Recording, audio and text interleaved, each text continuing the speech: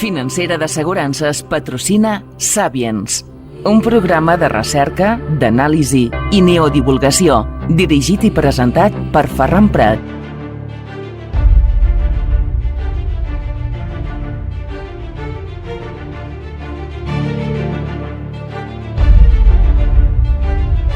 Salutacions, saludos, benvinguts, ben trobats. Welcome al Sapiens. Les habla su amigo un día más, Ferran Prat.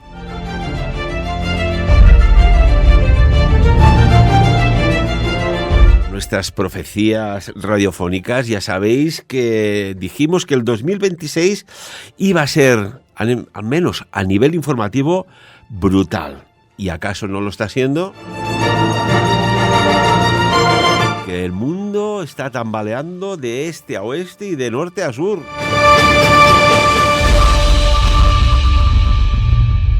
Y saludamos a nuestro analista, también escritor, que tiene algún libro por ahí, profesor de escuelas de negocio, y ahora aquí que tenemos en Sapiens, Lluís Rovira. Lluís, bienvenido, ¿cómo estás? Pues muy bien, y como decías tú en el inicio, movido. Porque este año 2026 yo lo voy a dejar enmovido, porque se está demostrando solo empezar, ya acabamos como acabamos el 2025, pero es la continuación, porque si aquella frase tan famosa que dice que cada día es un año nuevo, empieza un año nuevo, para algunos ya empezó en diciembre, ¿no? Entonces, ya lo dijimos en su momento, que este iba a ser un año con muchas expectativas, un año con muchos movimientos, y vuelvo a decir esta palabra, movimientos, y se están cumpliendo. Pero no va a ser movimientos de 4 días, no. Yo creo que va a ser un año de mucho movimiento a nivel de economía global, a nivel de geopolítica, a nivel de grandes corporaciones y negocios. Y todo lo que está pasando es además lo que hay detrás. Pero con una cosa, ¿quién recibe y sobre quién repercute todo esto al final? Solo en un punto. Y hago una pausa, un silencio, para crear un poco de expectación. El ciudadano de a pie. Aquello que los militares dicen los daños colaterales. Y eso está pasando en Venezuela, sí podría pasar en Groenlandia, está pasando en Ucrania, está pasando en Irán y está pasando en Gaza. Y si seguimos, podríamos seguir hablando, porque no hablamos de todo lo que pasa en África. Pero es que en África continúan varios puntos en guerra. Y todo por lo mismo, porque tienen tierras, que yo ya no digo raras, sino tierras ricas, por cómo está todo. Entonces, las grandes corporaciones, que son aquellos que ponen el dinero para después tener políticamente sus representantes, son los que están moviendo el mundo. Y en estos momentos está una gran partida de ajedrez, en el cual tenemos una parte del mundo occidental, del lado del Atlántico, sobre todo. Después tenemos Europa, pero después está las grandes potencias que parecen disimuladas. Una ya se ve y no disimula nada, que es China, los famosos BRIC. Y claro, esto está desequilibrando todo. Y ahora hay la gran fuerza de que tenemos el país del otro lado del Atlántico, de las barras y estrellas, que claro, después de la Segunda Guerra Mundial, desde los años 50 hasta el 2025, son 50 al 2050 y 25, durante 75 años ha sido el imperio. Y ese imperio ha influido en todas las economías y libertades mundiales. Y ahora, claro, resurge la India, resurge China. Están controlando el mercado con Brasil y con otros países.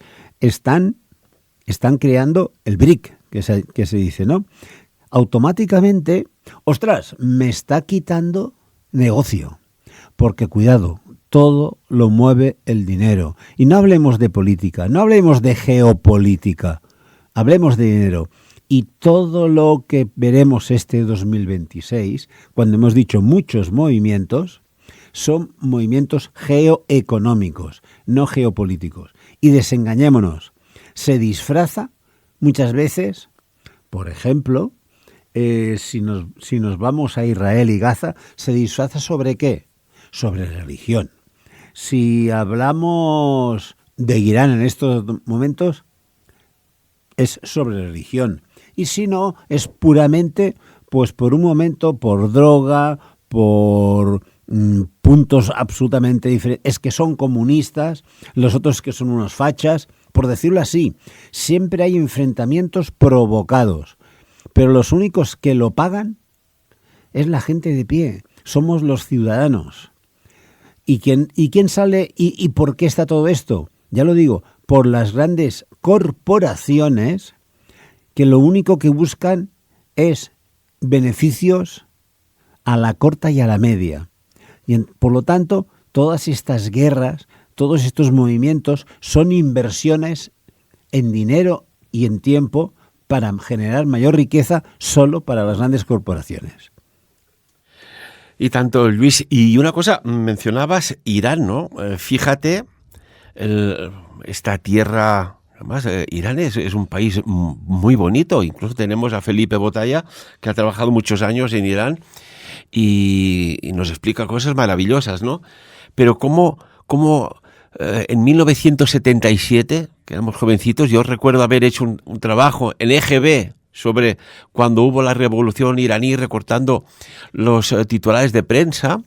Y fíjate, desde que cuando cayó el Shah de Persia en 1979, que ya empezaron revoluciones en 1977, porque se prometieron muchas cosas a los ciudadanos que no llegaban, ¿no? Y una de ellas eran tierras, campo para cultivar, y la mayoría de iraníes vivía en barricadas, mientras otro sector vivía en palacios muy bien acomodados, y la sociedad, y allí hubo pues grandes desigualdades. Sí. Además, recordemos, que lo has dicho muy bien, Ferran, todo eso era la antigua Persia, una de las primeras culturas dominantes en el mundo, que se ha mantenido durante siglos y siglos. Persia siempre ha estado más aislada, ha estado ahí, ha tenido su cultura. No hablemos de su religión y esas cosas, no, hablemos simplemente de su cultura y más o menos, pero después, ¿qué sucede? Por motivos X, que todavía no puedo decirlos, lo tengo, pero como no lo tengo los datos, no lo voy a poner aquí encima. No quiero opinar, simplemente digo que se rompe Persia, entonces entran las facciones político-religiosas y automáticamente se desestabiliza todo, se crea Irán, se crea Irak. Y mientras hubo, más o menos, pese a quien le pese, ojo,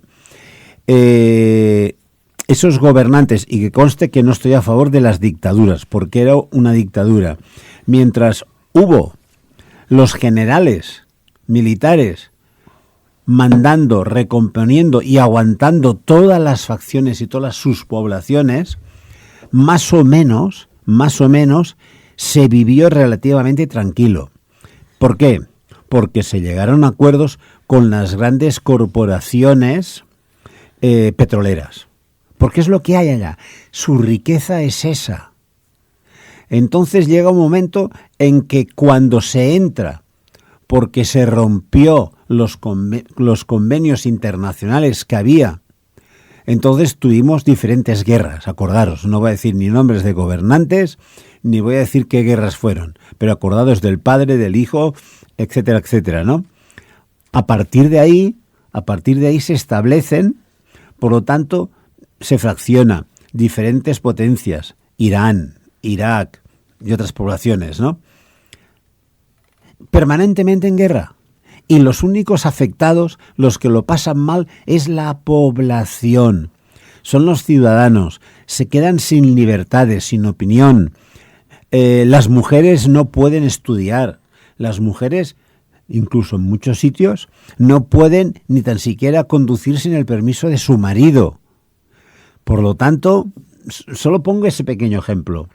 Hay más, hay más. No digas ni una sola... No hay libertades. No hay libertades. Automáticamente esto es un caldo de cultivo que con los años, ¿y cuántos años llevamos? Llevamos 30 años así allá. Y te diría que de Persia, cuando sale el Shah de Persia, debe estar sobre los 50 ya. Por lo tanto, ahora llega un momento en que ha estallado todo.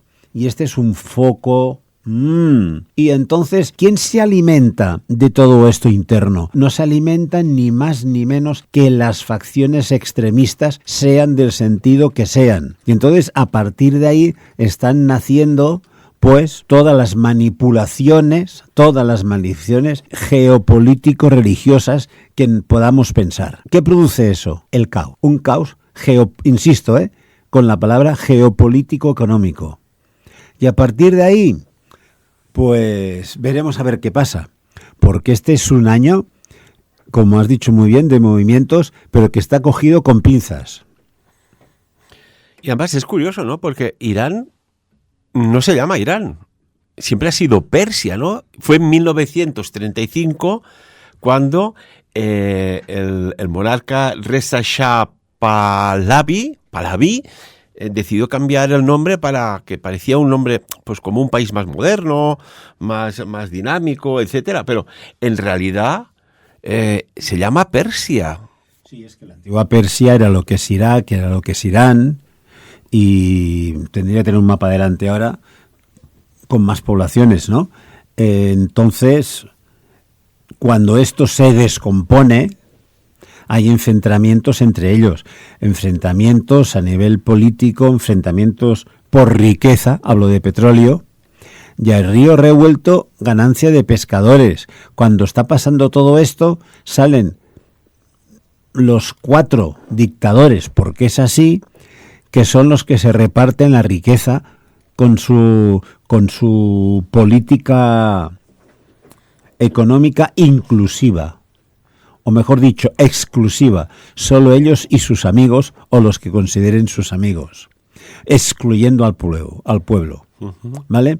En lugar de hacer una política inclusiva en el cual el reparto de la riqueza se va, muy bien me parece, para las grandes corporaciones, pero para el pueblo, que se vea reflectido. Lo mismo que ha pasado en Venezuela. Al final el motivo, fíjate, 2 puntos distantes, pero pasa lo mismo. Y entonces cuando viene un tercero, dice, hombre, al río revuelto, que es lo que está pasando, ¡zasca! Ganancia de pescadores. Claro. Y entonces los terceros son los que van a ganar. Ahora, cambiemos el tema. Vayámonos a Venezuela. ¿Qué pasará con el petróleo? ¿Va a repercutir en beneficio de los venezolanos todo lo que pase, todo lo que se está proponiendo? ¿Pasará? ¿Está pasando eso en Irak?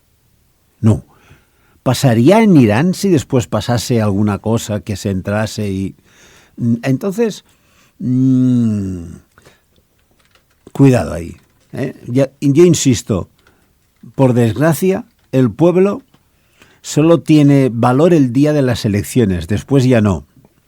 Es así. Esto se ve siempre. Esto es así. Y después son daños colaterales. Ahora que hablas bueno, estamos hablando de Irán, después volveremos a lo que está aconteciendo, ¿no?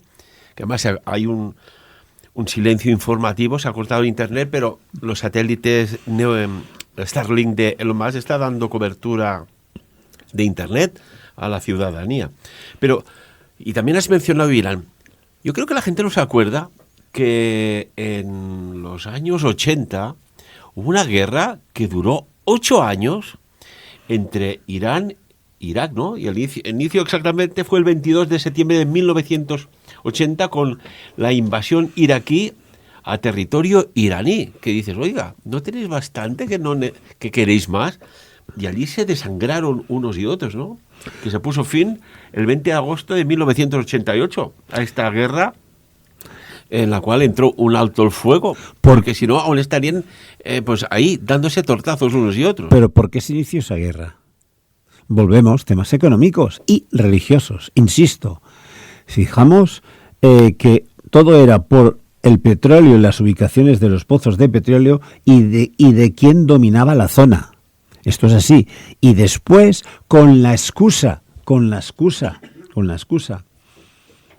religiosa, ahí voy yo, déjame que diga la palabra, del islamismo y de las dos grandes religiones islamistas, entonces se enfrentaron entre ellos.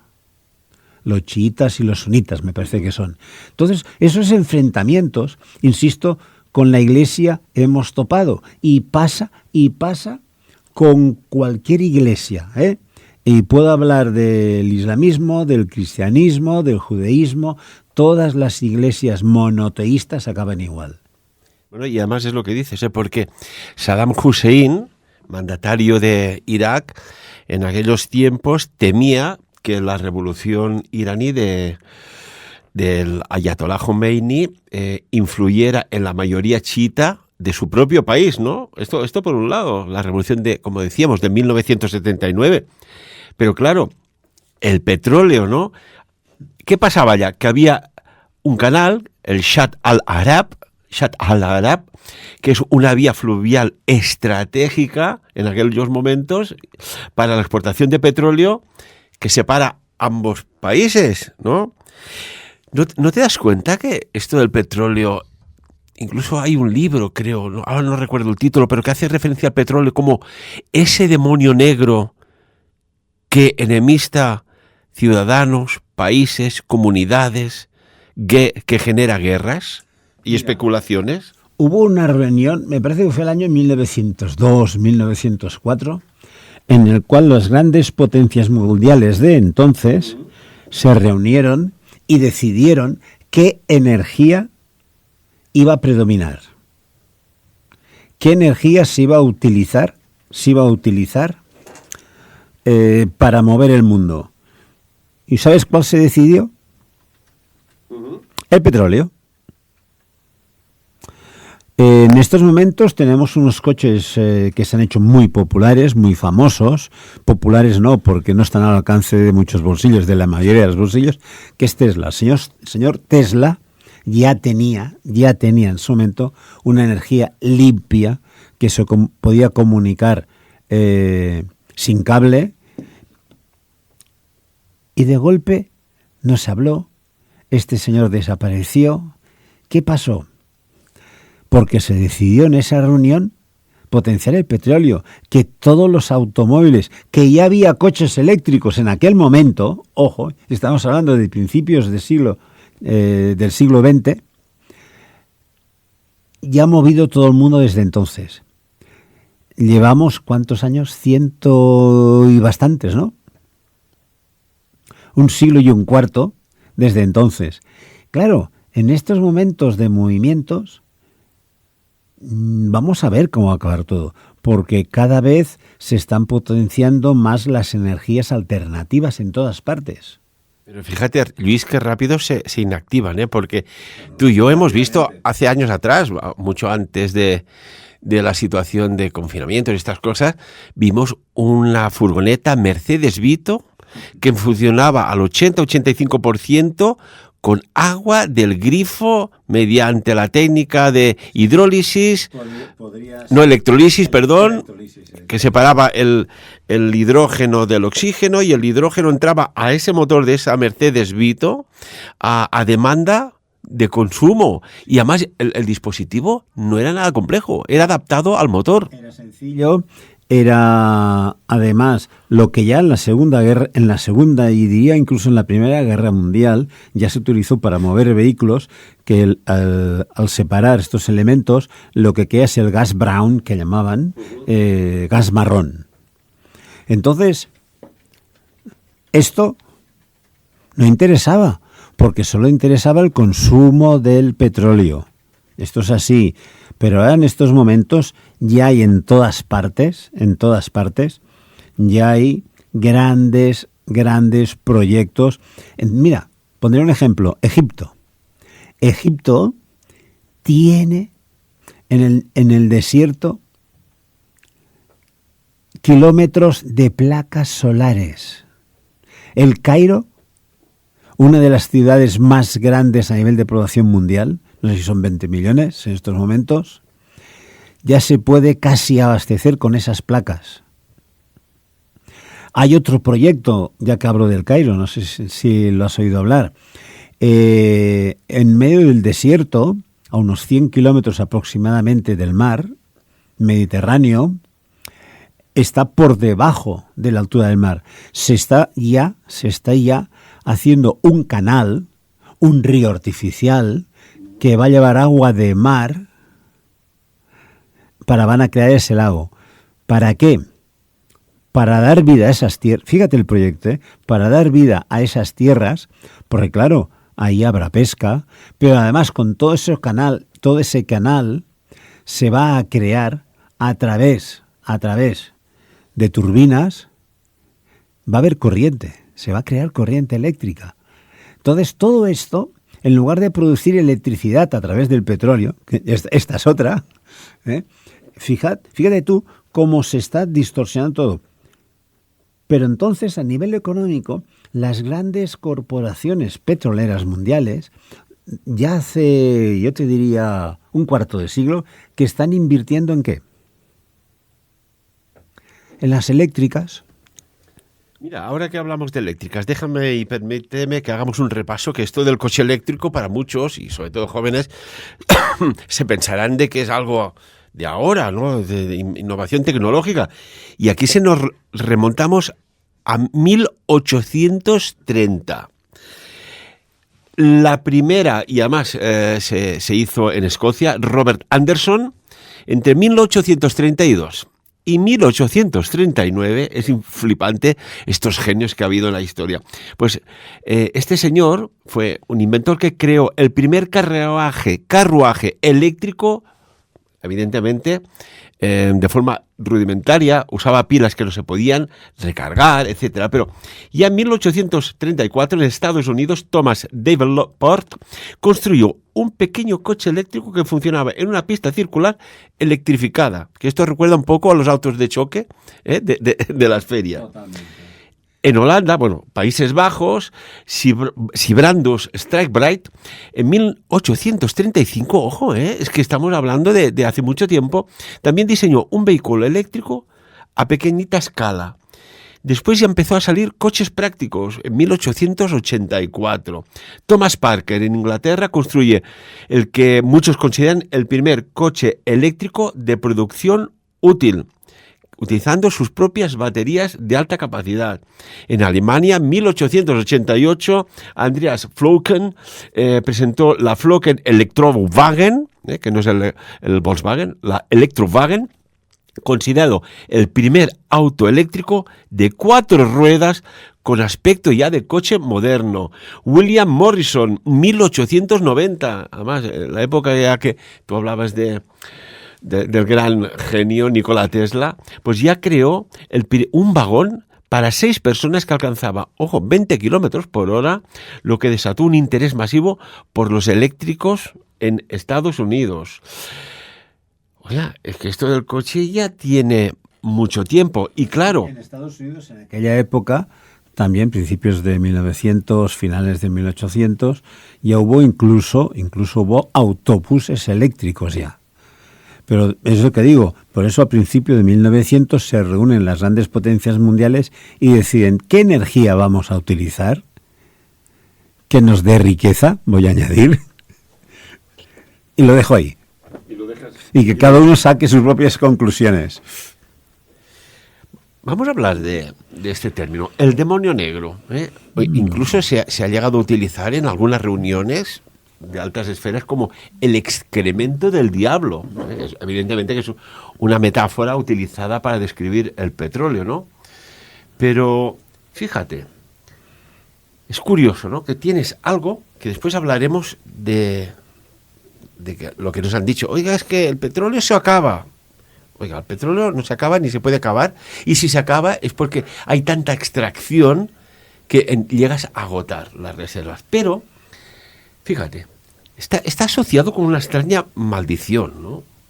Aunque el petróleo trae una riqueza inmensa, aquí podríamos incluso pensar lo que piensan los historiadores, incluso economistas, que lo llaman el demonio negro, porque en lugar de traer prosperidad en general, a menudo ha provocado corrupción. Y esto lo estamos viendo. entrada masiva de dinero fácil, que se concentra en manos de unos pocos que controlan todo esto, ¿no?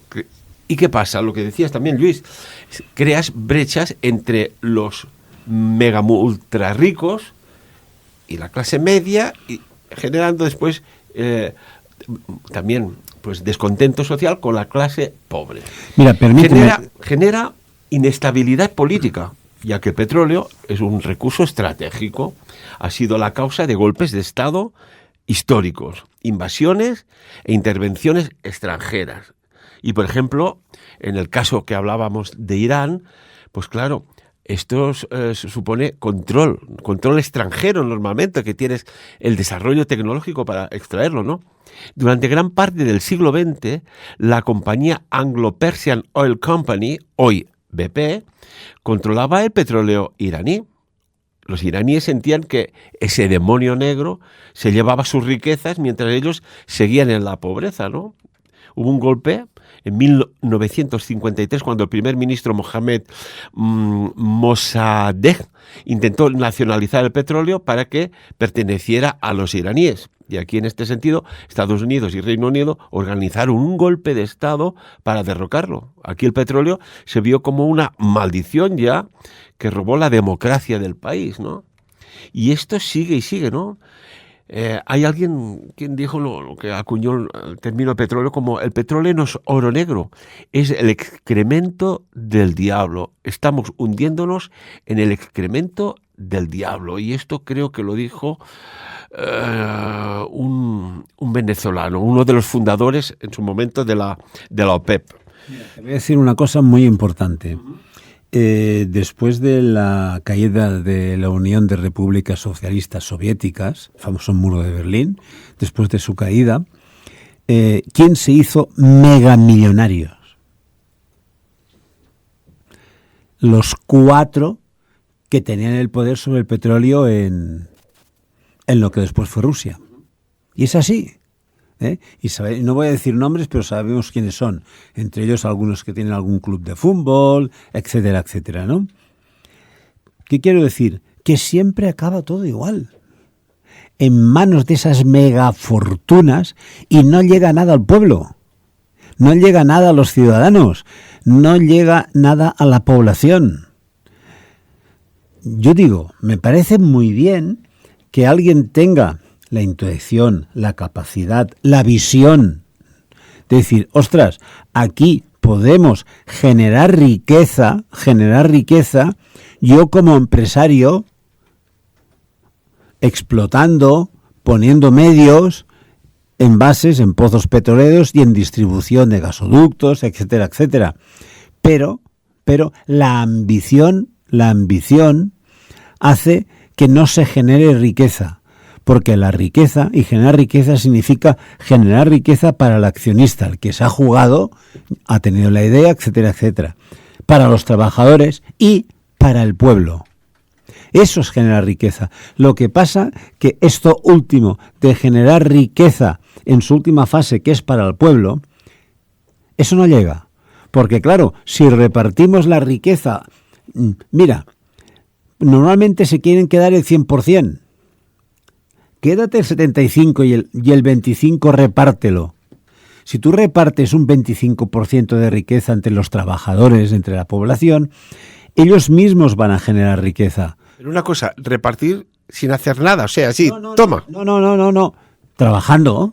Uh-huh. Si tú tienes toda la gente que trabaja, tú tienes un puerto donde vas a exportar petróleo, tú tienes gente que va a controlar los gasoductos, etcétera, etcétera. Entonces esta gente trabaja, gana dinero, ¿y qué sucede? Ese dinero lo gastan. ¿Lo gastarán dónde? Comprando comida, comprando ropa, viajando. Entonces ese dinero se va multiplicando ante la población. Esto es así, porque entonces se crearán pequeñas empresas, pequeños comercios, y todo el mundo se gana la vida. A nadie le regalan nada. Pero repartiendo una parte, no que la ambición haga que me lo quedo todo. Reparte una pequeña parte que a su vez esto es lo que se va a distribuir. Porque fijaros que la franja entre la pobreza y la riqueza cada vez es más larga.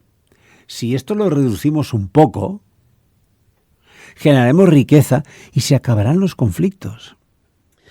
Corre por redes sociales, Luis, un vídeo en el cual, pues bueno, hay mandatarios, algunos en activo y otros no, que son filtraciones que ha habido, y a ver qué piensas. Que, resumiendo, que parece ser que a determinados mandatarios de determinados países no interesa que haya clase media y que haya una clase pobre mayoritaria, pero con esperanza. Ya sé por dónde vas. ¿Qué opinas sobre esto? Vamos a ver. Este argumentario es muy peligroso, ¿no? Yo no voy a decir nombres ni... ¿Cómo te diría yo? Ni tipologías políticas, ni ideales políticos, sino simplemente te diré, hay unos partidos que se basan que sus votantes sea la gente pobre. Hay otros partidos que están al otro lado, que sus votantes son las personas que están más bien situadas o muy bien situadas. Unos, los de abajo, votan porque se les promete, por eso se llaman partidos progresistas, se les promete de que se va a invertir en ellos, de que van a recibir ayudas, de que se les va a generar riqueza para ellos. Claro, entonces estos partidos tienen, históricamente, ya captivados, tienen sus votantes. Los del otro lado también tienen los suyos, porque claro, si yo tengo, no quiero que me lo quiten, a base de impuestos y a base de historia o de expropiaciones, etcétera, etcétera. Entonces tenemos los dos. Si nos vamos en estos progresistas, vamos a ver, si sus votantes, que son personas trabajadoras, humildes, no diré pobres, humildes, muy humildes, entonces, si se les promete mejoras, dirán, hombre, pues yo les voto. ¿Qué sucede? Y esa es la gran pregunta. ¿Qué sucede si a estas personas humildes de golpe suben a una clase media, de golpe sus mejoras hacen que vivan bien, que vivan tranquilos, que no estén sufriendo para comer, para poder tener un piso o una pequeña vivienda? Todo esto lo tienen cubierto. Automáticamente ya no van a ser progresistas, van a ser conservadores. Pero la palabra progreso parece que está más ubicada, ¿no?, en la izquierda que en la derecha, ¿no? Todo el mundo quiere progresar. Es que ya no te hablo de izquierdas y de derechas, te hablo de progresistas y de conservadores, ni de ultraizquierda ni de ultraderechas. El mundo se divide en progresistas y en conservadores, porque si yo he llegado hasta aquí con todo mi esfuerzo, con todo mi trabajo, con mis horas, quiero conservarlo. Y los que no han llegado quieren llegar, quieren tener oportunidades. Pero entonces te digo, a los partidos progresistas no les interesa que se acabe la humildad económica, me refiero, porque si no se quedarían sin votantes. Y una cuestión, ¿no crees que hace falta algo nuevo que cambie el paradigma y que una a la población, esto de la derecha, la izquierda, aquellos conceptos, esto ya a estas alturas del 2026 no es un concepto obsoleto? Totalmente. Yo creo que hay que crear ahora voy a decir dos palabras, hoy no las hablaremos, pero voy a decir dos palabras: la economía regenerativa y la economía circular. Que si nuestros oyentes buscan, verán lo que es. Pero yo sí te convino que otro día hablemos de esto. Incluso si quieres invitar a un economista, podríamos hablarlo, ¿no? Bueno, qué mejor economista que tú, que has formado a 5.000 alumnos en tus másters de empresa y economía, Luis. Sí, mira, pero también he llevado varias campañas políticas de éxito. Tú sabes que tengo ministros, tengo alcaldes, tengo jefes de Estado, pero hay una cosa: te escuchan hasta el día que han ganado las elecciones. Después, bueno, quien manda es el partido, ¿no? Entonces, a partir de aquí, me desmarco ya, ¿no? Pero, por lo tanto, te digo, no sé si sé o no sé, ¿eh? Yo lo que sí te puedo decir es que puedo hablarte sobre todo de economía a nivel de microempresa, economía a nivel de que cada uno pueda crear, pueda ser autónomo, pueda crear su empresa, de cómo potenciar la empresa, de cómo generar riqueza por pequeña que sea tu empresa. Que eso creo que tendría que ser el leitmotiv de todos. Pues, Luis, porque empresario no solo el que ha empezado esa empresa. Empresario es aquel que consigue un trabajo que está bien pagado, que está bien remunerado, porque al final es un intercambio de horas y esfuerzo a cambio de un salario. Esto es así. Por lo tanto, si yo estoy en una empresa, esa empresa me responde, yo lo que tengo que hacer como trabajador, es decir, es que más fijaros que cuando uno está orgulloso de la empresa donde trabajo, ¿dónde trabajas? Mi empresa es, yo utilizo mi. Esto es lo que hay que crear. Esto es generar riqueza. pues parece ser que la riqueza está ahora, no sé, es muy ambigua, ¿no? Y esto lo vemos. Cada vez hay más pobreza, y las estadísticas están ahí. Cada vez hay más gente endeudada y cada vez se tienen menos cosas de propiedad. No, es que el sistema, Luis, déjame acabar, que no me dejas acabar. Que... Yo sé que te embala y te gusta. Fíjate, cogemos solo una generación para atrás. Los padres podían hacer lo que hacían y no había este endeudamiento. Ahora, un joven... acabas la carrera y bueno, y como que está obsoleta, ya tienes que hacer un máster porque si no, no queda actualizada. Vale, acabas y después, ¿qué perspectivas laborales? ¿Cómo puede ser que gane más un camarero en Suiza que un médico en otros países? Y no quiero citar, que más o menos cada uno ya sabe a qué me refiero. Oiga, aquí está pasando algo, que es como la radioactividad. No se ve, no se toca, no huele, pero está afectando. ¿Qué se está desestructurando? ¿Se está perdiendo la esperanza? No. La vida, los ciclos económicos, te hablar de ciclos económicos, que son 30, 40 años. Desde abajo se va creando poco a poco riqueza, se va creando clase media, pero cuando esa clase media ya está estable, ya está ahí, y ya patina un poquito. Entonces vuelve a bajar, la clase media desaparece y vuelve otra vez otro ciclo que es el que realmente genera riqueza. ¿Gracias a qué? La gran pregunta. La especulación. Y mira que he parafraseado la palabra, especulación. Entonces, se necesitan cíclicamente el subir, el bajar. La economía es una línea quebrada. E insisto, ¿quién son los daños colaterales? Los trabajadores, por favor, que al final todo el mundo es trabajador. Por eso cuando te digo de que todos hemos de hacer donde trabajemos la empresa nuestra, eso es importante. Pero que no nos enfrentemos entre trabajadores y empresarios. Todos hemos de ir a una, todos hemos de poner nuestro esfuerzo recompensado para unos y para otros, porque uno a lo mejor se está jugando su riqueza, su patrimonio. Otros se están jugando pues su esfuerzo en el trabajo para tirar a una familia adelante, pero es una meta común. Y otros se están jugando a la felicidad.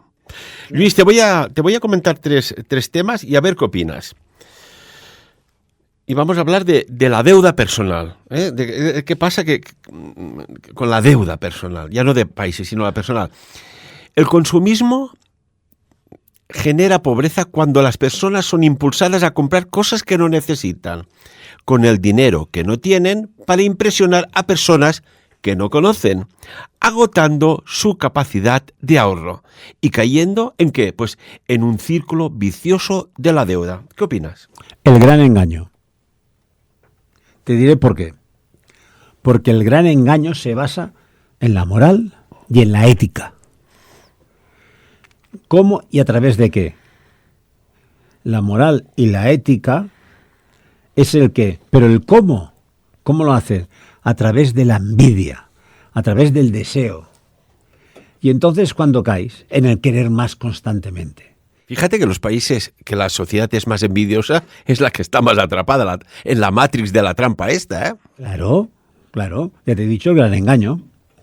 Venga, a ver qué opinas, ¿eh? Vamos a hablar de la obsolescencia, ¿eh? Aquello que además hemos hablado más de 1000 veces en los programas con todos los años que hacemos. Oye, antes los coches duraban más y ahora ¿qué pasa? Que no duran tanto. Bueno, la trampa de la obsolescencia.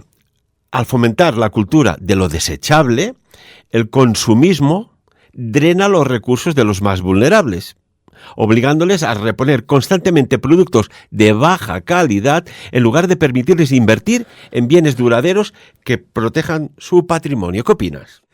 Con un ejemplo, os acordáis, y lo diré porque como ya no existe, ¿os acordáis de los teléfonos Nokia? Aquellos aparatos que teníamos todos al 1990, a principios de los 2000, eran indestructibles. Yo tuve uno que me cayó aquí en Andorra, atravesando un río. Nanas llacs dels Passons. Se me cayó. Lo saqué, lo sequé, lo puse en arroz y en cabo de 3-4 horas ya funcionaba perfectamente. Ahora tú que te compras un teléfono que te vale entre 500 y 1000 euros, ya no te digo los que valen más, pero que es una cifra ya importante. Y al cabo de 2 años, ya está, y uy, me lo tengo que cambiar porque empieza a fallar. Y que no puedes cambiar la batería como antes. Ahora ya van integradas para que usted no se dé cuenta, pero que tendrá que comprarse uno nuevo porque ya no puede sustituir la batería. Vamos a otra cuestión, ¿eh? Desigualdad y recursos limitados. A ver, a nivel global, el consumismo desenfrenado concentra la riqueza en quienes producen bienes efímeros y empobrece a las comunidades locales al agotar sus recursos naturales y explotar mano de obra barata para mantener precios bajos. ¿Estás de acuerdo o no en esto? Sí, totalmente. Pero además hay otro efecto que está en todo lo que son las redes, en YouTube, en la televisión, etcétera, etcétera, que está llegando sobre todo a las poblaciones más empobrecidas, que están viendo cómo más al norte, más al sur, más al este, más al oeste, viven como reyes, porque estos se compran ropa, tienen coche, y yo no puedo apenas comer. Entonces, ¿esto qué está fomentando? Está fomentando un deseo de mejora. Deseo de mejora.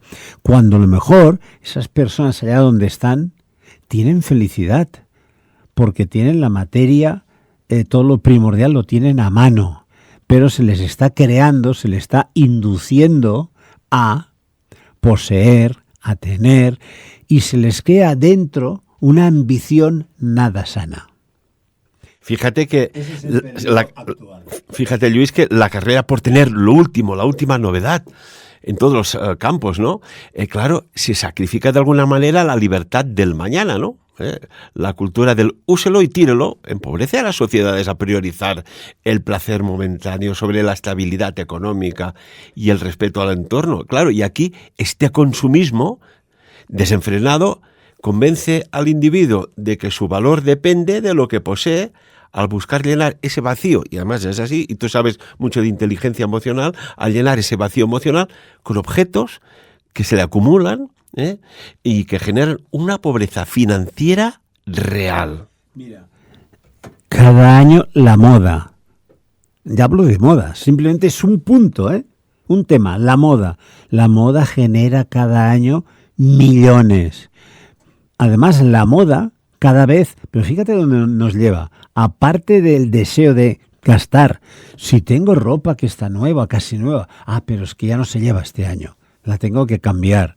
Entonces, esto está generando, además de ese consumismo desmesurado, hablo a sí mismo, está generando, ojo lo que digo, una contaminación del planeta impresionante, porque el 80% de toda esa ropa es sintética.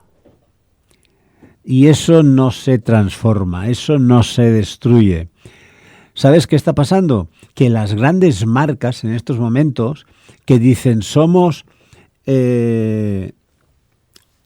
nuestra marca es sostenible porque nuestros productos se pueden Entonces, esto va a las grandes fábricas transformadoras que regeneran cualquier producto, ¿no? Pero ¿qué sucede? Hay un punto que todo lo que está hecho con derivados del petróleo no se transforma. Luis, una cosa, el consumismo, ojo, que lo digo poco a poco, que no se confunda con el comunismo. El consumismo es una droga adictiva. Y digo esto porque hay estudios que dicen que cuando sientes el impulso de comprar algo que no tenías planeado, tienes que esperar 3 días. Si después de ese tiempo sigues pensando que es necesario, evalúa la compra. Y ya verás que además, esto hay estudios, que la mayoría de impulsos desaparecen en las primeras 24 horas. Y después hay otro truco que si quieres ahorrar o no malbaratar, que decimos en catalán, es despilfarrar, antes de pagar algo que vas a comprar, no mires el precio en dinero, sino en el tiempo.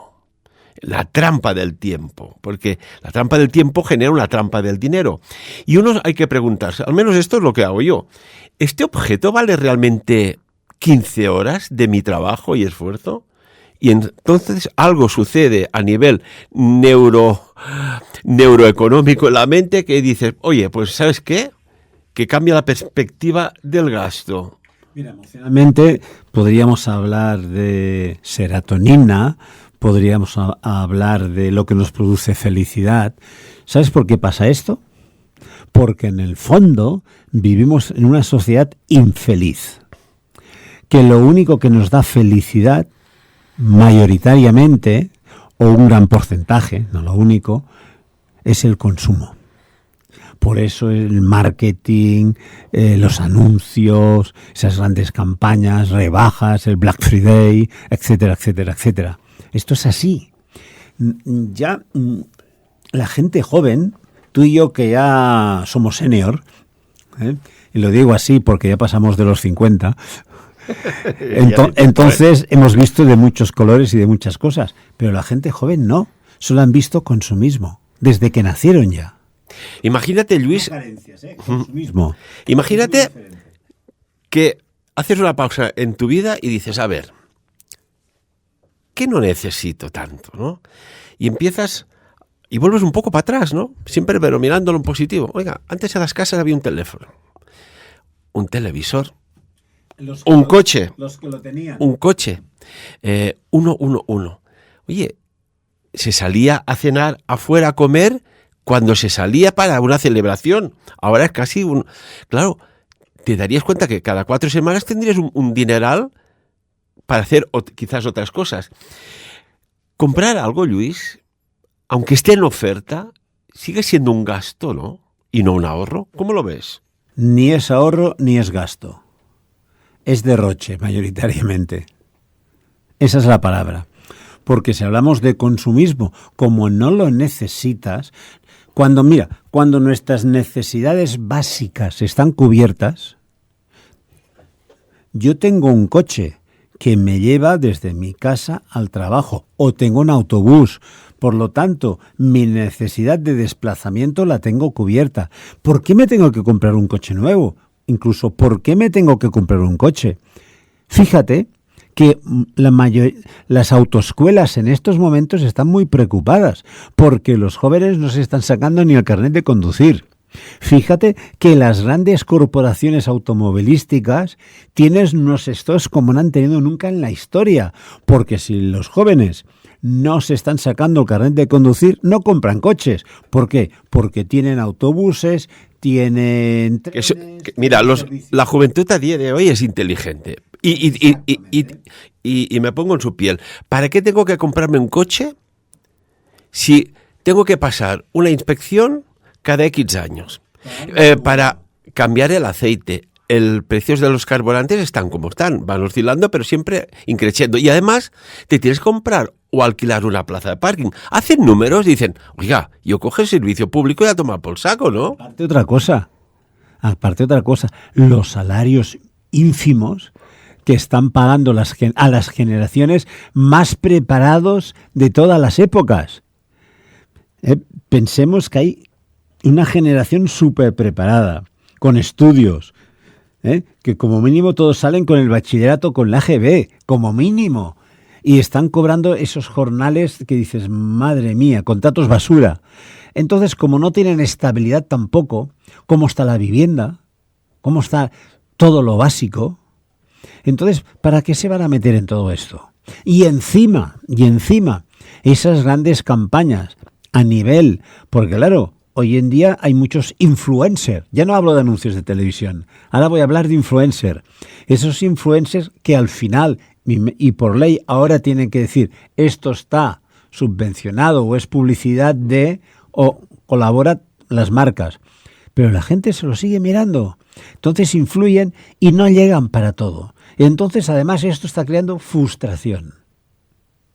Oye, y ahora que hablas de influencers, youtubers y tal, ¿cómo ha cambiado el paradigma? Personas que a lo mejor pues estudiando no les iba bien o acabaron la carrera y vieron que tenían un mundo delante de posibilidades y oportunidades y que les ha funcionado, y lo estamos viendo, que hay gente que se está ganando muy bien la vida, pues con sus canales, sus vídeos, recomendaciones, te gustará más o menos, sus temas, está cambiando el paradigma esto, Aquí hay un tema, si quieres otro día podemos hablar sobre ello. Tengo una última hora, Luis, de lo que estamos hablando. Parece ser que Israel y Arabia han pedido a Estados Unidos de momento que posponga los ataques a Irán, que esto va por ahí, por algún motivo u otro, ¿no? Veremos qué pasa. Pero lo que sí está pasando es que están muriendo, y decía una persona que estaba en una manifestación, que están muriendo muchísima población, están siendo disparados, hemos visto imágenes de morgues, muertos apilotonados, se habla de 2.600 muertos ya, otros hablan de 12.000, pero decía una persona que a mí me ha chocado, ¿no? Por redes sociales dice, ¿qué más da morir si no tenemos nada que perder ya? ¿No? Esto te deja hasta qué nivel la sociedad está ya al límite de los límites, y ya tanto les importa estar vivos como estar muertos, pero al menos piden sus derechos, quieren tener una vida, lo que hablábamos, ser una clase normal, trabajadora, que puedas prosperar. Si no tienes esto, ¿qué tienes? Ese es el drama de los ciclos de vida que va pasando y lo vamos viendo. En estos momentos tenemos diferentes frentes en eso. Tenemos Gaza, tenemos Ucrania, Irán y las guerras que hay por África, ¿no? Pero esto es así. Pero ¿por qué se llega a esto? Porque yo creo que se han perdido dos valores básicos: la ética y la moral. Y ya está, simplemente esto. Y tanto que sí. Luis Rovira, se nos ha volado el tiempo, Tenía un tema que hablar contigo que es muy potente, pero ya lo postergamos para otro día. No tiene nada que ver con lo que hemos hablado. Pero solo un apunte. Que hablábamos del petróleo, ¿no? Que algunos le llaman el excremento del diablo. Y fíjate, resulta que si viene esto de los combustibles fósiles, que proviene de aquellos dinosaurios de antaño, oiga, tenían que haber muchos dinosaurios para generar esta pasta, o, como nos dijo un ingeniero en telecomunicaciones en una conferencia en el Congreso Sapiens hace un montón de años atrás, que el petróleo no viene de los fósiles, de aquellos dinosaurios que se movían por aquí. Hay una reacción química que se genera a través del sol y es infinito. Se puede acabar si se extrae mucho, pero se va regenerando. Y fíjate, pozos de petróleo que estaban vacíos, con el tiempo, las décadas, se vuelven a rellenar. ¿Qué hay aquí? Esto es algo que... Sí. El centro de la Tierra es energía. El centro de la Tierra es fuego. Y por eso tenemos el magma en los volcanes, pero es que está circulando por dentro de la Tierra. Y eso genera.